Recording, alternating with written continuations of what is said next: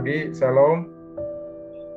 Renungan firman Tuhan pada pagi ini dengan judul Bangkit dari Kegagalan. Kegagalan dan masa lalu yang kelam membuat seseorang mungkin enggan atau sulit untuk meraih masa depan yang lebih cerah. Bukan hanya enggan, tetapi penilaian publik membuat seseorang sulit untuk meraih kesuksesan. Mungkin bangkit pun sulit, tidak ada yang percaya. Dan bahkan tidak ada rasa percaya diri dari dalam diri sendiri untuk bangkit.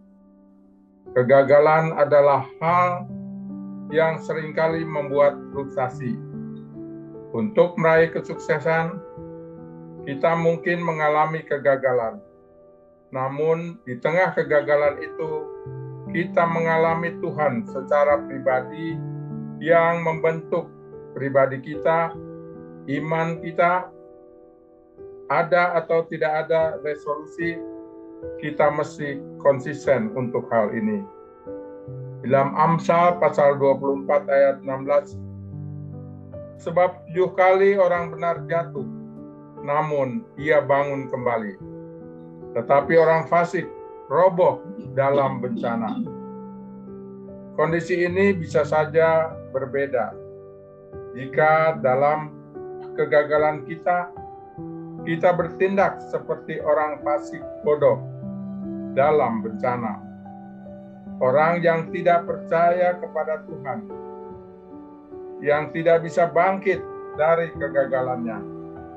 Mungkin kita tidak mendapatkan kesuksesan seperti yang dunia pandang, tetapi kita mengalami kasih Tuhan di tengah kegagalan dan membentuk pribadi kita yang pada akhirnya tanpa kita sadari, kita telah menjadi pribadi yang jauh lebih benar dan jauh lebih baik dalam pandangannya Tuhan. Inilah kesuksesan.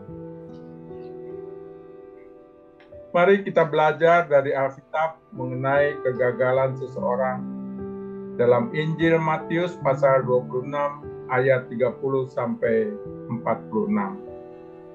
Mengenai kisah kegagalan Petrus dalam babak pengiringannya kepada Kristus menjadi pelajaran yang indah dan berharga bagi kita renungkan. Kegagalan tentu saja tidak terjadi begitu saja, tetapi ada faktor-faktor penyebabnya. Mari kita selidiki mengapa Petrus gagal dan apa yang harus kita lakukan untuk memperbaikinya. Yang pertama adalah kesombongan rohani, karena kesombongan rohani. Dalam Matius pasal 26 ayat 31 sampai 33, ini adalah perkataan Tuhan Yesus di Taman Getsemani sebelum ditangkap. Maka berkatalah Yesus kepada mereka, kepada murid-muridnya, malam ini kamu semua akan terguncang imanmu karena aku. Sebab ada tertulis, aku akan membunuh gembala dan kawanan domba itu akan tercerai-berai. Akan tetapi sesudah aku bangkit, aku akan mendahului kamu ke Galilea. Petrus menjawabnya, biarpun mereka semua terguncang imannya karena engkau, aku sekali-kali tidak. Ada sesuatu pernyataan Petrus yang menunjukkan kesombongan rohaninya, bahwa ia tidak akan terguncang imannya. Dia yang belum tahu apa-apa, merasa memiliki kekuatan untuk menghadapi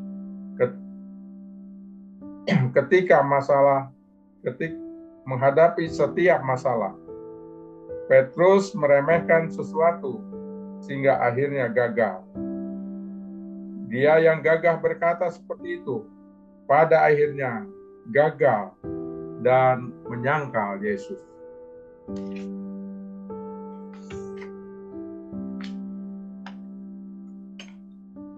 Yang kedua, karena tidak berjaga-jaga. Di dalam Matius pasal 26 ayat 38, lalu kata Yesus kepada mereka, hatiku sangat sedih, seperti mau mati rasanya. Tinggallah di sini dan berjaga-jagalah dengan aku. Yesus meminta murid-muridnya untuk berjaga-jaga dengan dia karena gentingnya situasi. Dia berkata, tinggallah di sini dan berjaga-jagalah dengan aku. Tetapi ketika itu, dia pergi berdoa dan mendapati kembali murid-muridnya, termasuk Petrus, malah mereka tertidur. Kegagalan terjadi karena kita tidak melakukan apa yang Tuhan minta dan melakukan apa yang menurut kita baik, berjalan menurut kehendak sendiri, dan tidak berjaga-jaga memperhitungkan sesuatu. Kemudian hal yang ketiga, karena tidak berdoa. Di dalam Matius 26 ayat 41. Berjaga-jagalah dan berdoalah supaya kamu jangan jatuh ke dalam pencobaan. Roh memang penurut, tetapi daging lemah. Selalu berjaga-jaga, Yesus meminta kepada murid-muridnya juga untuk berdoa. Hal itu penting supaya mereka bisa bertahan di dalam pencobaan. Tetapi ketika Yesus kembali kepada mereka, hasilnya sama. Tetap saja mendapatkan murid-murid tidur. Yang seharusnya dilakukan adalah membangun kedekatan dan kekuatan bersama Tuhan di dalam doa. Tetapi mereka justru tertidur. Kegagalan dimulai dari mengandalkan kekuatan sendiri dan tidak mengandalkan Allah di dalam doa.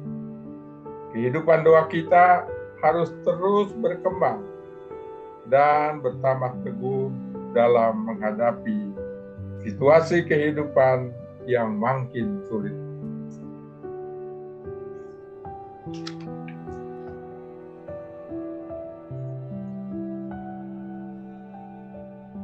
Kehidupan tidak pernah terlepas dari kegagalan dan kesalahan. Namun, semua orang pasti pernah mengalaminya. Namun, walaupun kita harus jatuh dan gagal berkali-kali, kita harus tetap berusaha bangkit kembali.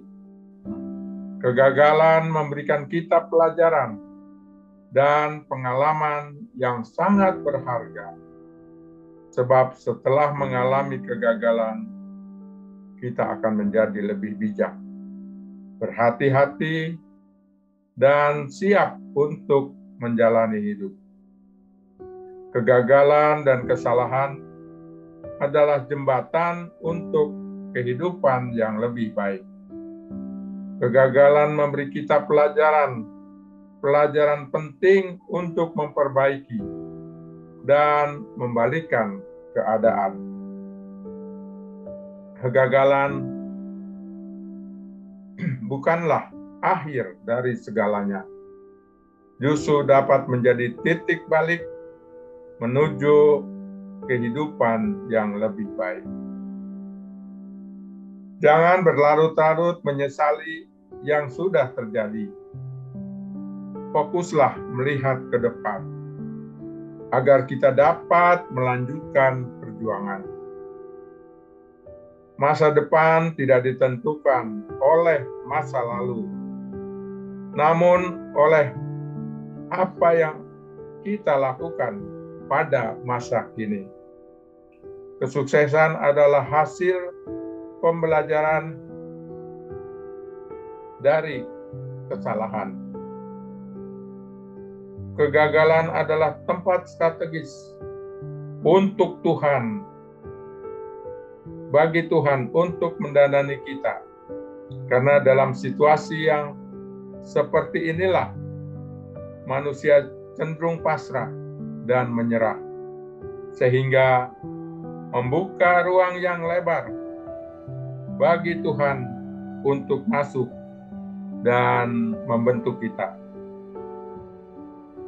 Datanglah pada Tuhan dan percaya padanya, karena di dalam Tuhan kita akan memperoleh kekuatan dan pertolongan.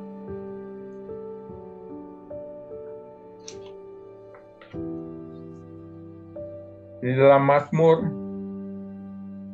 37 ayat 23 dan 24. Tuhan menetapkan langkah-langkah orang yang hidupnya berkenan kepadanya. Apabila ia jatuh, tidaklah sampai tergeletak, sebab Tuhan menopang tangannya. Janji Tuhan di dalam ayat tersebut merupakan jaminan bahwa kita tidak akan jatuh tergeletak, karena ada tangan Tuhan yang menopang kita. Menopang berarti menguatkan dan mendukung kita. Ketika tangan perkasa itu menopang kita, maka itu cukup. Tidak perlu lagi khawatir dan mengandalkan kekuatan kita sendiri. Saudara-saudara, mari kita tidak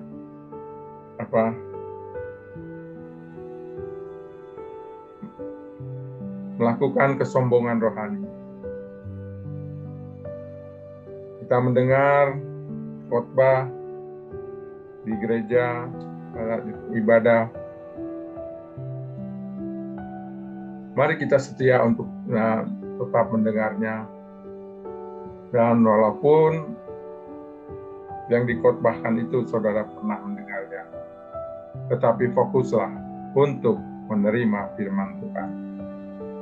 Dan mari kita berjaga-jaga dan berdoa dengan sungguh-sungguh kepada Tuhan. Karena hanya kuasa Tuhanlah yang dapat menyertai di dalam kehidupan kita. Seperti anjuran dari Bapak Pendeta Suwito dalam khotbah hari Minggu, agar kita umat Tuhan harus memiliki karakter STMJ, setia, taat, mengasihi, dan menjadi berkat. Setia mengiring Tuhan, taat melakukan perintah Tuhan, mengasihi Tuhan dan sesama, jadi berkat bagi keluarga dan orang lain. Biarlah renungan firman Tuhan pagi ini bisa menyertai kita, menolong kita untuk belajar dari kegagalan, bahwa kita harus tetap bangkit karena Tuhan selalu menolong kita. Amin.